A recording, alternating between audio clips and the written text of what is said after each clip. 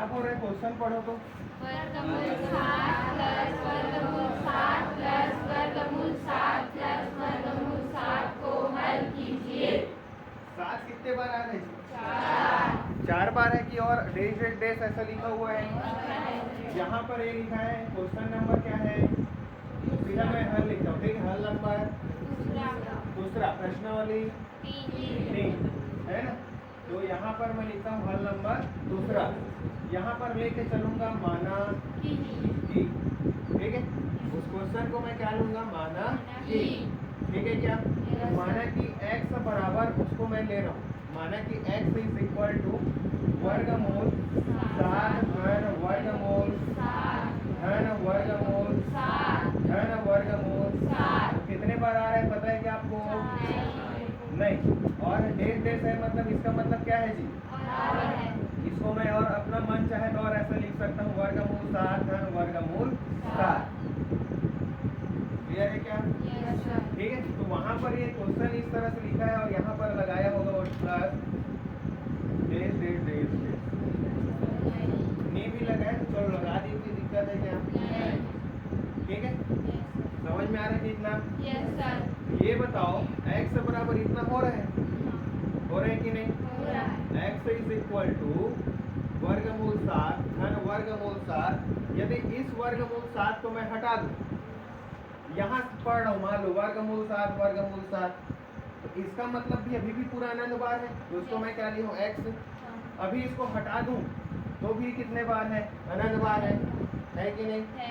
कोई एक को हटा देने से कोई फर्क पड़ जाएगा क्या? नहीं पड़ जाएगा ना। समुद्र से एक लोटा पानी निकाल लिया तो कोई फर्क पड़ेगा क्या? नहीं। एक लोटा डाल भी दूंगा तो नहीं पड़ेगा। ये मान के चलो इस वर्गमूल 7 को रोक के रखता हूँ और बाकी को फिर से मैं क्या लिख देता हूँ, x। क्या लिख देता हूँ, x। क्योंकि अनंत, ये x बराबर ये अनंत बार वर्गमूल 7 है, बार बार रिपीट हो रहा है, उसको मैं इस टाइप का लिखा हूँ। तो अभी इसको चलो इसको हटा दिया और इसको अब क्या मान लेता हूँ, इधर को x। तो x बराबर इतना मान के चला हूँ, तो इसको और क्या लिख सकता हूँ, या x इज इक्वल टू वर्गमूल 7 घन क्या लिख देता हूँ, x। क्योंकि वर्गमूल 7 वर्गमूल 7 वर्गमूल 7 क्या बना रहा है, x मतलब यहाँ बहुत बार शामिल हो रहे हैं। दिक्कत है कि यहाँ तक? अब मैं क्या करता हूँ, दोनों पक्षों का क्या कर देता हूँ, वर्ग, या वर्ग को इधर लाऊंगा क्या बनेगा, वर्गमूल को इधर लाऊंगा क्या बनेगा, क्या बनेगा, वर्ग, या स्क्वायर हो जाएगा। स्क्वायर को उधर ले जाते था तब क्या बनता था, वर्गमूल। तो वर्गमूल को वापस ला लेंगे तब क्या बनेगा, स्क्वायर।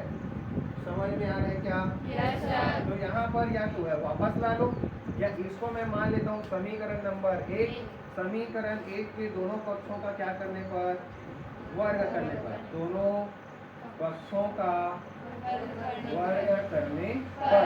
चलो इधर का वर्ग करोगे तो x का स्क्वायर, और इधर का वर्ग करोगे तो वर्गमूल 7 धन x पूरे का स्क्वायर। क्लियर हो रहा है क्या? इसको मैं ऐसे सिंपल भी लिख सकता था, बराबर वर्ग से वर्गमूल क्या हो गया, वर्ग से वर्गमूल कट गया। तो कट से बताया था। वर्गमूल का मान कितना होगा, वर्गमूल का मान कितना होगा, 1/2। तो 1/2 लिखूंगा तो 2 से 2 क्या होगा, कटेगा, एक ही बचा। तो क्या बच रहा इधर, 7 धन x। ठीक है, इसको यदि जमा के लिखूंगा इस समीकरण को तो क्या होगा, x का स्क्वायर धन x इधर आ क्या बना, धन 7 इधर आ क्या बना, बराबर क्या हो रहा है, 0। क्लियर है? इसको आप कोई किसी भी विधि से हल करो, चाहे आप पूर्ण वर्ग विधि से हल करो, चाहे नॉर्मल विधि से हल करो। क्लियर है क्या? तो यहाँ पर ये पूर्ण वर्ग विधि से हल होगा कि नॉर्मल विधि से, 7 एकम 7, 7 एकम 7। तो 7 और 1 को घटाए या जोड़ है तो यहाँ बीच का आ रहा है क्या, नहीं। तो इसको हल कर लेते हैं कौन सी विधि से, पूर्ण वर्ग विधि। तो पूर्ण वर्ग विधि से हल करने के लिए यहाँ पर तो ठीक था x स्क्वायर, ये वाला इधर आप क्या बना, ऋण x, बराबर इधर क्या रखते हैं, 7।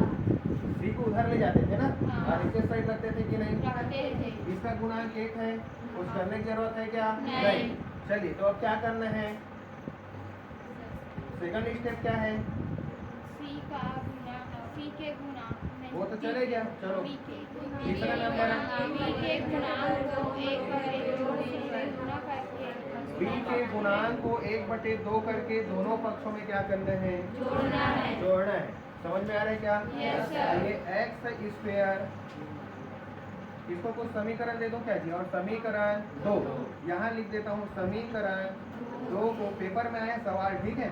पूर्ण वर्ग विधि से हल करने पर, पूर्ण वर्ग विधि से हल करने पर हल करें क्या? Yes, तो sir. चलो इसको दोनों पक्ष में जोड़ना है। Yes, तो sir. एक्स स्क्वायर ऋण एक्स धन, यहाँ पर जोड़ूंगा, किसको जोड़ूंगा? बी का गुणांक कितना है? बी का गुणांक कितना है? ऋण ए। गुना क्या करना है? 1/2 पूरे का। तो इधर जोड़े हैं तो उधर भी जोड़ना पड़ेगा।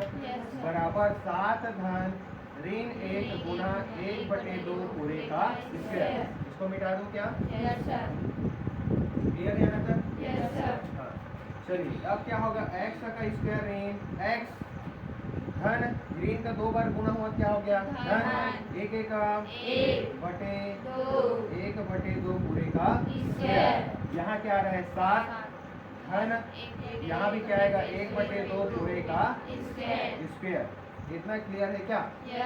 चलिए इसको अब मैं सर्व समीकरण सूत्र की तरह लिख सकता हूँ कि नहीं?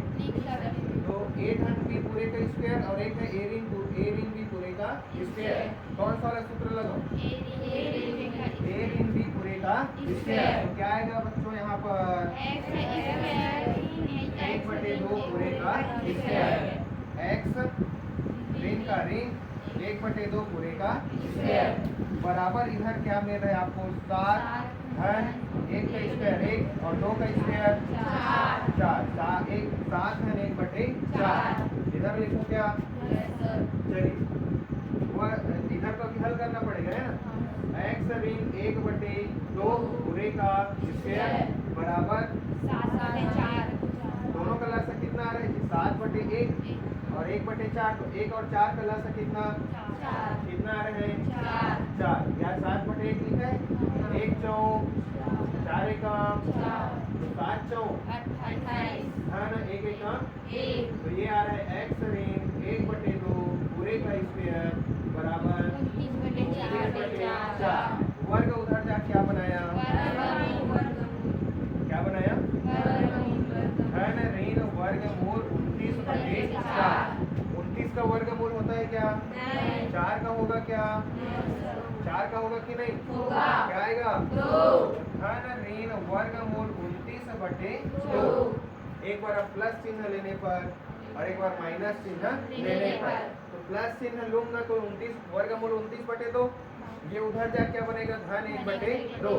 दोनों का लस हर सेम आ रहे हैं, 2 तो 29 धन 1/2 वर्गमूल 29 धन 1/2 और एक बार क्या आएगा? ऋण वर्गमूल 29 धन 1/2।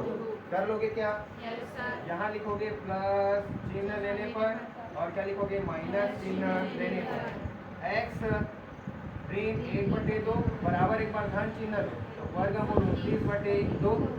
एक्स का वैल्यू आ रहा है वर्गमूल 29/2। उधर जा क्या बना? धन 1/2। दोनों क्लास सेम है। क्या है? लस 2। दोनों घर सेम है कि नहीं? तो लस अभी क्या आया? 2 आया, सेम आया। तो यहाँ पर क्या आ रहा है? 29 वर्गमूल 29 धन 1। एक आंसर ये हुआ ना। और इसी तरह ऋण चिन्ह लोगे ना, यहाँ पर क्या लोगे? ऋण चिन्ह। तो आपको मिलेगा x बराबर वर्गमूल ऋण वर्गमूल 29 धन 1 पूरे का बटा 2। क्लियर है क्या? चलो लिखो। और उदाहरण नंबर 15 आपको होमवर्क है। 15 क्या है? होमवर्क।